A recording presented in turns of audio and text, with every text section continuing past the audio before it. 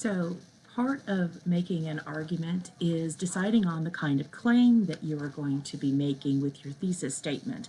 And in fact, oftentimes we call the thesis for an argument a claim. Okay, there are 5 basic types of claims, and in your paper you will identify, on your proposal, you'll identify which claim do you plan on making. So let's briefly go over these, and you can read all of these lines in more depth on your own time. So claim of definition is basically when our argument is asking for us to define or redefine a particular term or idea. Sometimes we might say that, in different contexts, this word or phrase or idea can have different meaning and implications. It could be something that we are trying to define by comparing it to something else or by classifying it. So there are a lot of different ways you can define. And definition is part of argumentation as just part of what you do in the paper, but you can make an entire paper about arguing for definition. Another kind of claim is that of cause. So this is where you're trying to argue what has happened that has resulted in something, or what will result if we do something.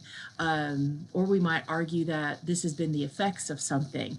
So if we're arguing what will be the effects, that means that we don't know what's going to happen. We're trying to argue what we think will happen. But if we're arguing what were the effects, we're looking at something that has happened before, and now we want to show what has been the result of that. Right? You can also look at short-term and long-term causes and effects when you're arguing cause. Claim of policy is about rules, and that can include actual law, state, federal, but laws also govern our social interactions, and so there are different levels of policy that you can argue. So you can argue what should people do, how they should act, what is a solution to this problem. So if you want to say that the solution is about setting down some guidelines or changing the law or creating a law, then those would all be claims of policy. A claim of value, several different kinds of value here. Actually, value in one aspect is just the monetary value of something. How much is it worth? So you may be arguing, does it have value or does it not have value? You may be arguing that it has more or less value than what people think, right? You can argue moral values because that's part of value, so it's not monetary or something that we quantify in terms of that kind of aspect, but it's more of abstract values in terms of is it good or bad on a moral level. So maybe good or evil is better. But then we also have these, is it positive or negative? And that's a bit different than just morality, because something can be bad but not be evil.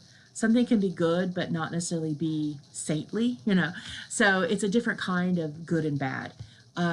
We might look at who is the person or the thing valuing it, and that might be where our argument is. That, we can't really tell if something has value because those that are making this claim aren't credible, that kind of stuff. And then you might even argue for what criteria we can use to give value to something. So, until we can tell if it's valuable, let's all agree at least on what we're going to see as the criteria for determining worth, right? So those are all the kind of things you can look at with value. And then the last type of claim is claim of fact. So we would be asking ourselves, can we determine that something did happen, right? Some people want to argue that we did not actually land on the moon, that that's all a hoax. Well, what can you argue that would actually determine if it did happen? Some people want to know, well, can we determine if something is real or true? So we have this information, and so we're actually looking at the veracity of it as opposed to did it really happen. They're a little bit similar, but it's a bit different in terms of what you're actually going to be looking for. You could look again at who is verifying that something did happen. Can we trust this group? Or we might argue how we could verify. What might we do to actually figure out if something is real or whatever? So again, when anybody wants to throw facts at you, in our current climate, especially our political climate, you have people who keep spewing things that we know are not true, right? Or at least people who have an objective look at something can know exactly that, they keep using those things to justify doing X, Y, or Z, but that's not a fact. and yet they keep still arguing it. So you might actually, this is a claim of fact, right? Before we can determine what we want to do on X, Y, or Z, we have to get rid of all of the things that are being said or facts that actually are just lies or so out of context they don't have meaning, right? That might be how you would argue something, right? So again, you are going to be choosing a particular claim.